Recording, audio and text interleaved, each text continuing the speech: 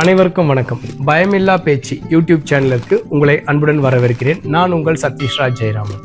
இந்த வீடியோல நம்ம எதை பத்தி பார்க்க போறோம் அப்படின்னு பாத்தீங்கன்னா, ஒரு பொது பேச்சுல ஒரு சிறந்த தொடக்கம் எப்படி இருக்கணும் அப்படின்றத நம்ம பார்க்க போறோம். முதல் 30 வினாடிகள் பேச்சினுடைய ரொம்ப ரொம்ப முக்கியம். அதாவது அந்த 30 வினாடிகள் தான் தீர்மானிக்குது ஒரு பேச்சுடைய வெற்றியை, கிளைமேக்ஸ் மட்டும் கிடையாது. இப்போ நீங்க ஒரு மேடையில பேச போறீங்க. பேச ஆரம்பிச்ச உடனே எல்லாரும் மொபைல் போன் எடுத்து பார்க்க ஆரம்பிச்சிருவாங்க. உடனே உங்களுடைய மனநிலை எப்படி இருக்கும்? கண்டிப்பா கஷ்டம் தான். இதுவே நீங்க பேச தொடங்கின உடனே, அதாவது ஒரு 30 செகண்ட்ல எல்லாரும் உங்களை கவனிக்க ஆரம்பிச்சா எப்படி இருக்கும்? அதுதான் பவர்ஃபுல் ஓப்பனிங். அதை தான் இந்த வீடியோல நம்ம பார்க்க போறோம். ஒரு நல்ல தொடக்கம் என்ன செய்யும்? ஆடியன்ஸை அட்ராக்ட் பண்ணும். அவர்களுக்கு உங்க மேல உள்ள நம்பிக்கையை அதிகரிக்கும். அது மட்டும் இல்லாம உங்க பேச்சை முழுசா அது கேட்கறதுக்கு உதவும். ஒரு பழமொழி ஒண்ணு இருக்கு. என்ன அப்படின்னு பாத்தீங்கன்னா, முதல் அபிப்பிராயம் உருவாகாமல் இரண்டாவது வாய்ப்பு கிடையாது. ஆகவே ஒரு சிறந்த தொடக்கம் ரொம்ப ரொம்ப முக்கியம். ஒரு நல்ல தொடக்கத்துக்கான 5 வழிகள் என்ன அப்படின்றத பார்க்கலாம். 1, கேள்வி கேட்டு தொடங்கலாம்.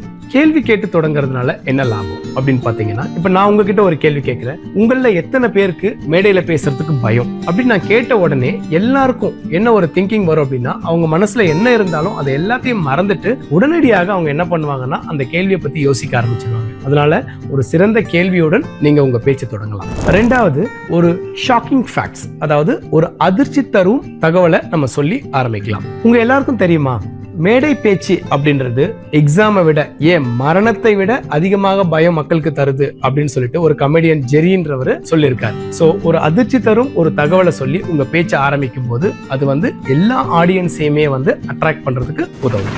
3வது, ஒரு குட்டி கதையோட ஆரம்பிக்கலாம். இப்ப நான் ஒரு கதையோட ஆரம்பிக்கிறேன். ஒரு சின்ன பையன், ஒரு 10 வயசு பையன், அவனுடைய இண்டிபெண்டன்ஸ் டே ஃபங்க்ஷன்ல மேடையில பேசுறான் முத முறையா. அப்ப பேசும்போது பாதிலேயே ஸ்ட்ரக் ஆகி நின்று போயிட்டான். அப்படி நின்று போகும்போது அவனுக்கு ஒரே அழுக. உடனே அவங்க பிரின்சிபல் அவனை கொஞ்சம் அப்படியே மோட்டிவேட் பண்ணி ஒரு 10 நிமிஷம் கூட்டிட்டு போயிட்டு தண்ணி எல்லாம் கொடுத்து மோட்டிவேட் பண்ணி அதுக்கப்புறமா அவனை பேச வைக்கிறாங்க. அவன் அதுக்கப்புறம் கொஞ்சம் கொஞ்சமா பேசினான். அவன் வேற யாரும் இல்ல, அவன் தான் இப்ப உங்ககிட்ட பேசிட்டு இருக்கான். சோ இதே போல ஒரு குட்டி கதையோட ஆரம்பிக்கலாம். அந்த கதையை சொல்லும் போது மக்கள் மனதில் அது ரொம்ப எளிதா பதியும். சோ கதையை மறந்துடாதீங்க.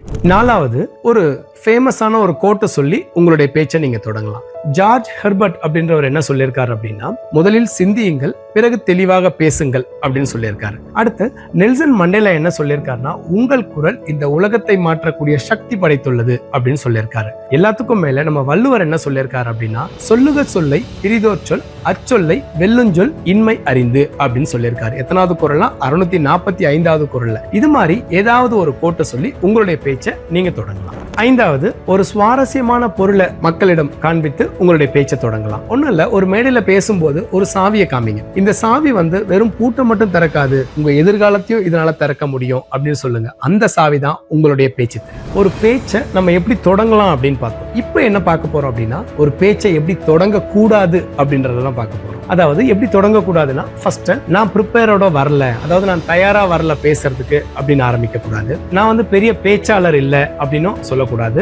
எனக்கு பேச தெரியாது, கூட்டனாலே பயம் அப்படின்ற மாதிரியான நெகட்டிவான கான்செப்ட்ஸை நம்ம மக்கள் கிட்ட வைக்க கூடாது. ஏன்னா அது உங்க மேல உள்ள நம்பிக்கையை குறைக்கும். அதுக்கு பதிலா நீங்க என்ன பண்ணலாம் அப்படின்னா, இன்னைக்கு நான் பேச போறது ரொம்ப ரொம்ப முக்கியமான விஷயம். அது உங்க வாழ்க்கையே மாற்றக்கூடிய ஒரு வல்லமை படைத்தது. அதனால இதற்காக ஒரு 5 நிமிடங்கள் கவனமாக கேளுங்கள் அப்படின்னு நீங்க பாசிட்டிவா சொன்னீங்க அப்படின்னா அது மக்கள் கிட்ட நல்லா ரீச் ஆகும். இப்போ நம்ம டிஸ்கஸ் பண்ண விஷயத்தை உங்க வீட்ல நீங்க பிராக்டிஸ் பண்ணி பார்க்கலாம். ஜஸ்ட் ஒரு 30 செகண்ட்ஸ் ஏதாவது ஒரு டாபிக் எடுத்துங்க. ஃபார் எக்ஸாம்பிள் மொபைல் போன் எடுத்துக்கிறீங்கன்னு வச்சுக்கோங்களேன். அதை இந்த 5 வகையா நீங்க அறிமுகப்படுத்தி ஒரு வீடியோ எடுத்து பாருங்க. ஒண்ணு இல்ல, ஃபர்ஸ்ட் ஒரு கேள்வி கேட்டு தொடங்கலாம். அடுத்து ஒரு ஃபேக்ட் சொல்லி ஆரம்பிங்க. அப்புறம் ஒரு குட்டி கதை அது சம்பந்தமா, அதுக்கப்புறம் அது சம்பந்தமான ஒரு கோட், அப்படி ஆரம்பிங்க. கடைசியா அந்த பொருளையே காமிச்சு நீங்க எப்படி அறிமுகப்படுத்துவீங்க அப்படின்னு சொல்லிட்டு ஒரு 30 செகண்ட்ஸ் உங்க கண்ணாடி முன்னாடி நின்று நீங்க பேசி பாருங்க. நினைவில் கொள்ளுங்கள், ஒரு நல்ல தொடக்கம் ஒரு நல்ல பேச்சின் பாதி வெற்றி. உங்கள் தொடக்க குரல் வலிமையாக ஒலிக்கட்டும், ஏனென்றால் உங்கள் குரல் உங்கள் அடையாளம். நன்றி.